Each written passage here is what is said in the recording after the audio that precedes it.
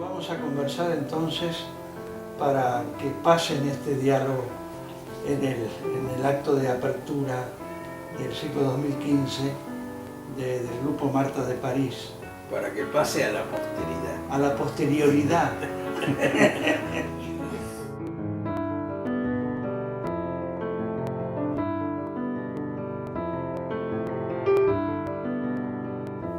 ¿Te acordás, Horacio, cuando nos conocimos? Sí, claro. Hace Sí, más claro. de 50 años. Bastante Más de 50, sí, claro. más. Sí, Bueno, fue cuando vos publicaste tu primer mi libro. primer libro. El primer libro se publicó... ¿Era tiempo insuficiente o la el soledad en pedazos? tiempo insuficiente. Tiempo insuficiente. El tiempo insuficiente. Que además, para locura de los bibliófilos, hay dos ediciones distintas del tiempo insuficiente. Porque una salió en el 61 Sí. y salió con unas erratas horribles y yo le dije al editor, tirala. Y él me dijo, no, ¿cómo lo voy a tirar? ¿Qué sé yo? Y sé que la vendió y de pronto Sí, han sí. aparecido. Yo Pero- tengo la primera edición, me tengo que fijar Sí, si es la de las erratas. la de las Por ahí lo puedo Eran vender en erratas Sotheby's. horribles, que las hacía, las ediciones las hacía Roberto Medina. Ah, ¿Te acuerdas? Que me era acuerdo, autor teatral. Sí, cómo no. Pero todo eso tiene una importancia en nosotros porque a mí me hizo una lista Sábato a quienes le podía mandar y creo que fue él el que me dijo que te lo mandara a vos. Creo que fue. Claro, yo lo comenté. Y lo comentaste en Vuelo de Avellaneda. Ah, eh, sí, y en alguna otra. claro. Y ahí fue cuando nos conocimos, Así nos conocimos. que yo te iba a ver, vos trabajabas en una inmobiliaria, Bailey Bustamante, que quedaba Bustamante, en. cerca de la Ayac- calle Santa Fe. Claro, quedaba en Ayacucho y Santa Fe. Claro, eras estudiante de Y abogacía. era estudiante de entonces. abogacía. Jovencito. Un tipo serio. Sí. Sí, era Ayacucho 1117, así que Sí, justo sí, era sí, aquí. sí. Y vos me mandaste, además, y con ese motivo nos conocimos, me mandaste Umbral del Horizonte. Claro, que yo había publicado en el año 60. Claro. Y ahí empezó la amistad. Ahí empezaron, nos hicimos amigos enseguida. Claro. A pesar de que no tenemos mucha diferencia de edad, pero somos de generaciones distintas. Claro, pero... Porque vos sos un poeta representativo de la generación del Del 60. 60. Y vos del 50. Podría colocar. Y yo empecé a publicar mi primer libro es del 51, Claro. hace 64 años, qué horror. Pero yo me formé con la generación del 40. Claro. Yo siempre digo que soy un apéndice de la generación del 40, o un apendicitis, no sé, porque yo me formé dentro de esa generación, y una generación que era más respetuosa de las formas tradicionales, una generación neorromántica o neoclásica, ¿no? En cambio vos estabas en una generación que vino posteriormente. Posteriormente, sí. Pero tampoco pertenecía a eso que de alguna manera fue el comienzo de la generación del 50, Sí, que tenía yo muchos amigos ahí, pero... sí, claro. Entonces, directamente 60-60. Sí, sí, El sí. primer libro de Roberto Santoro, por ejemplo. Claro. El primer libro mío. Rafael Alberto Vázquez. Rafael Alberto Vázquez, Silver, Marco Silva. Marco claro. Silver. Empezaron a publicar en esa época. Y además, bueno, habíamos formado un grupo, Sí, sí, sí. el grupo El Barrilete. El barrilete. Yo colaboré en el barrilete. Claro, Con Roberto Santoro, pobre que después fue Es un un desaparecido. desaparecido. Sí, sí. sí. Bueno, la generación del 60 tuvo varios desaparecidos, varios, Sí, sí. no solamente Santoro, Claro. Urondo, Urondo. Paco Urondo desapareció. Urondo era medio 50, medio 60, pero Sí. de todas maneras, Claro. era muy amigo mío y éramos compañeros de escritorio en Sí, la revista sí. Panorama. Nos sentábamos uno al lado del otro. Y yo con él hice varias notas, porque yo trabajaba entonces en la prensa Claro. y él estaba en Clarín. Y he coincidido con él en notas. Me acuerdo que le hicimos juntos, con Paco Urondo, le hicimos un reportaje a Pierre Emmanuel, el poeta francés. Bueno, además hemos compartido otra profesión, que es el periodismo. El periodismo, claro. ¿Cuántos años tenés de periodismo? Bueno, yo trabajé casi 40 años. Yo trabajé únicamente en un diario, que es la prensa, en la vieja prensa, no lo que sale ahora, ¿no? La prensa que era un diario más importante entonces. Y ahí hice toda mi carrera. Bueno, colaboré, sí, yo colaboré en todas. ¿Sí? Colaboré en Clarín, en La Razón. Te pedían colaboraciones porque había más, a todos nos pedían colaboraciones, había mucho más suplementos literarios. Había más revistas literarias, suplementos literarios. Además, los suplementos literarios, como el de La Nación, por ejemplo, de la prensa, publicaba los libros de los escritores, comentaba los libros de autores ya consagrados o colaboraciones de autores mayores. Y poco a poco nos abrían las puertas a los jóvenes, ¿no? Ahora sí, en ese sentido, yo te digo que yo tengo los mejores recuerdos porque a mí me abrieron las puertas y los brazos, ¿no? Sí.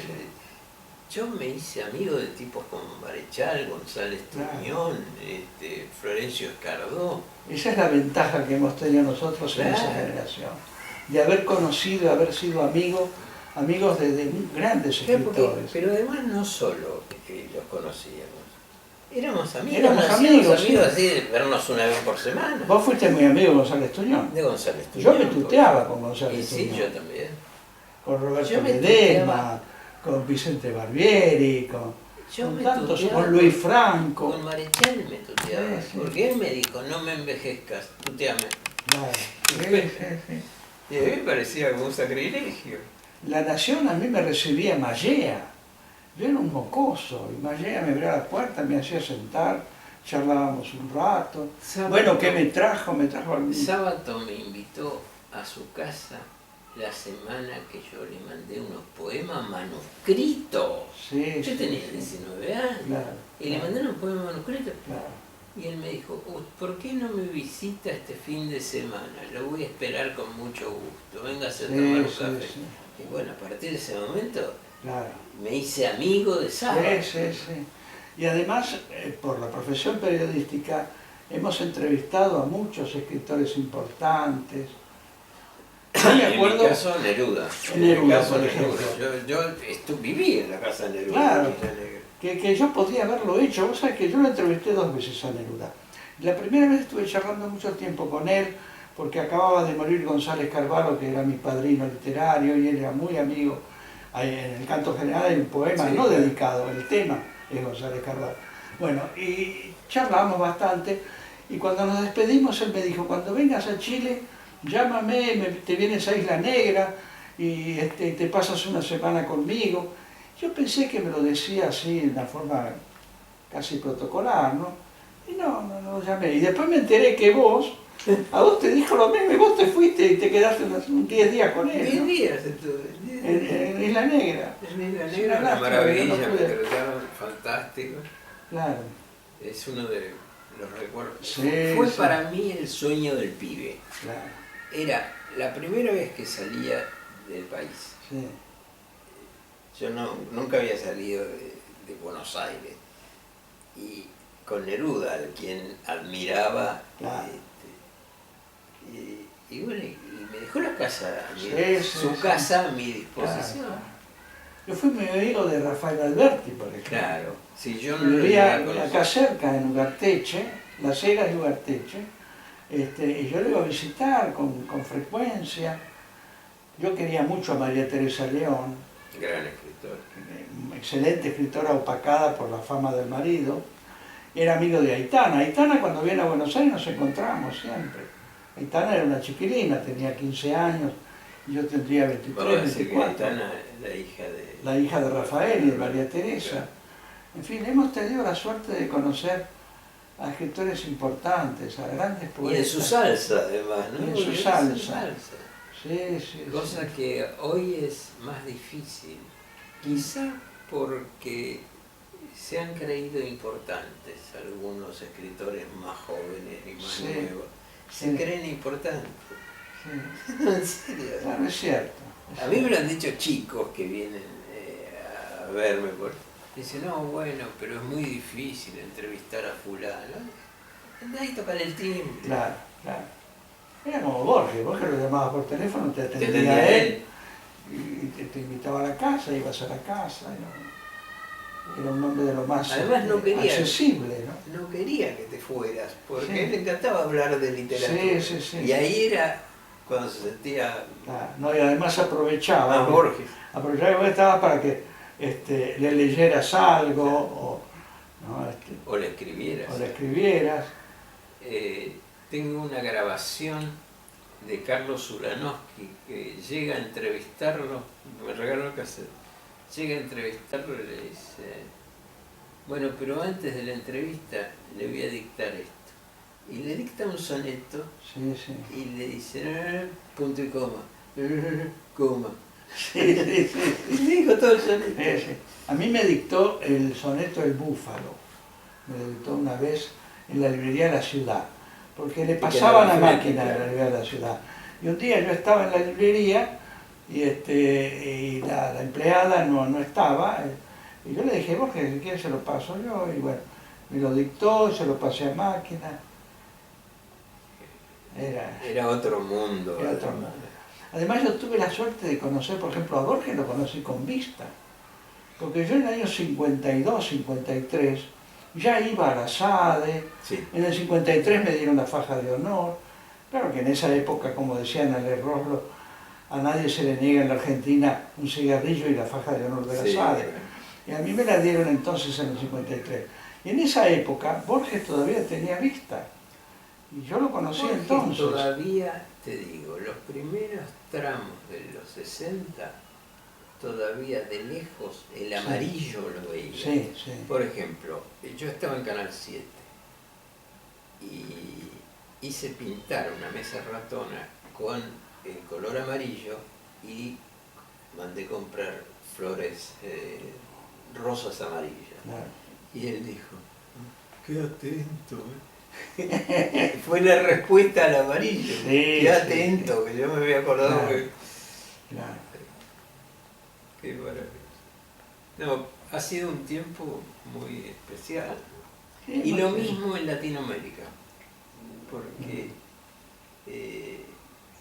como yo estaba en revistas y no en diarios, las revistas tenían más costumbre de mandar a la gente Sí. a Afuera, sí, al entrevistar. exterior, a hacer notas. Y sí, bueno, ya que lo vas a ver a Vargas Llosa, velo al presidente de la República, como que menos, me decían, ¿no? Y entonces, bueno, y así hablé con Salvador Allende, porque por lo de Neruda lo fui a ver a Salvador.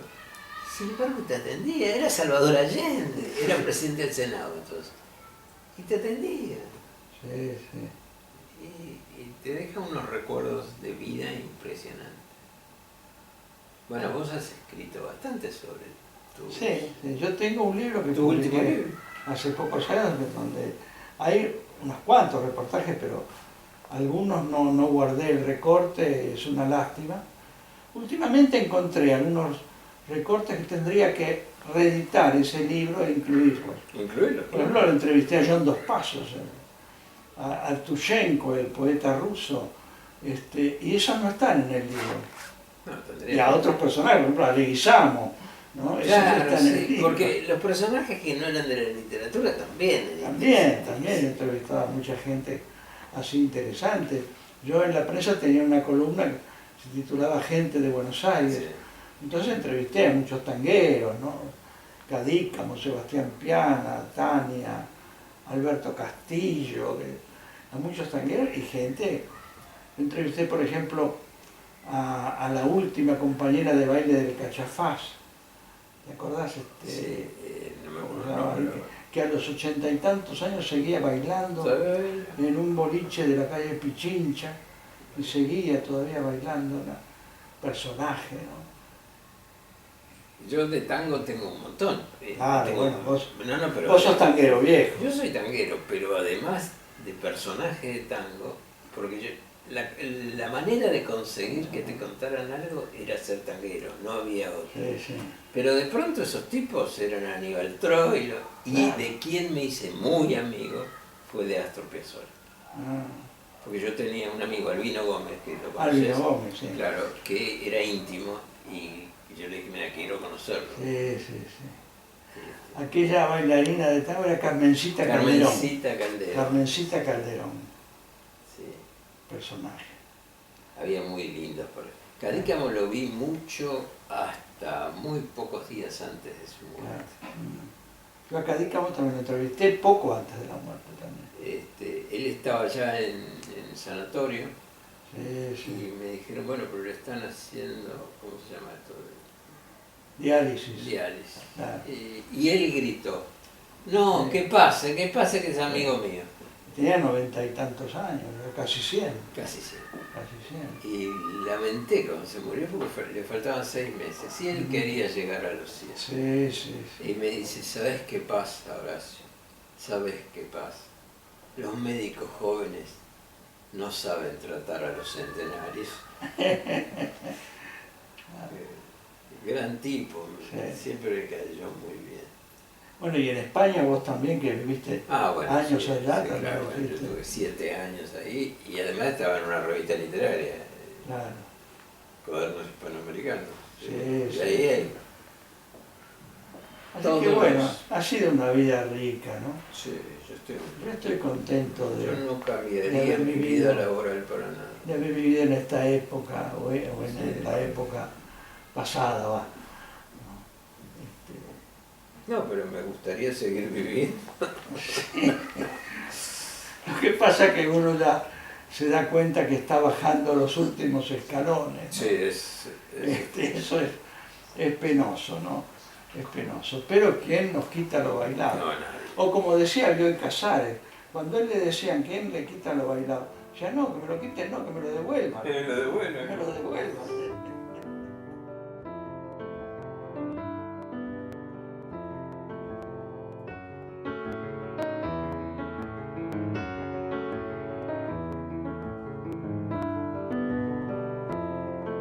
Entonces, vamos a leer algunos poemas. Vos uno y yo otro. Bueno. Bueno, si querés empiezo. Este se llama Platos. Platos descoloridos por décadas de almuerzos y de cenas, confrontando colores con zapallos y paltas, con morrones ardientes, combinaciones con el berro o el rojo del gazpacho. Aquellos platos amarillos de mi infancia, platos para largos diálogos de vino y sobremesa, platos donde mis hijos desbordaban papillas y bananas pisadas, platos azules que atravesaron el Atlántico, platos de cerámica, de loza o porcelana, platos para las cazuelas y los curris, platos para los pescados y los pollos, platos para el sufrimiento y el exilio, platos vacíos y platos rebosantes de festejos o sopas del invierno, platos que acompañaron nuestra historia, platos aparecidos en la vida antes de nuestro nacimiento, platos que perdurarán más allá de otras muertes, platos con los que nadie sabrá qué hacer cuando me muera. ¿Vas a leer? Yo voy a leer Piedra Libre. El padre juega con sus criaturas, la cara vuelta contra la pared y el brazo levantado hasta los ojos, está contando como si llorara. Y mientras cuenta, sus criaturas crecen, van por el mundo, suben escaleras, se enamoran o estudian geografía. Cuando termina de contar, el padre entra en los cuartos y revisa muebles. Apenas ve. ¿Quién apagó las luces? Su voz, que ha enronquecido, los invita a dejar de una vez sus escondites. Y los hijos regresan, jubilosos. ¿Cómo han crecido? Son casi tan altos como los sueños que en su juventud solían desvelarlo dulcemente. A contar, exclama el padre. Los grandes siempre vuelven a ser niños. Y los hijos se apoyan contra el muro, hunden la frente entre los brazos, cuentan, y mientras cuentan, 11, 12, 13, el padre se va haciendo pequeñito. cuando terminan de contar, lo buscan, pero el padre no aparece, se ha escondido debajo de la tierra.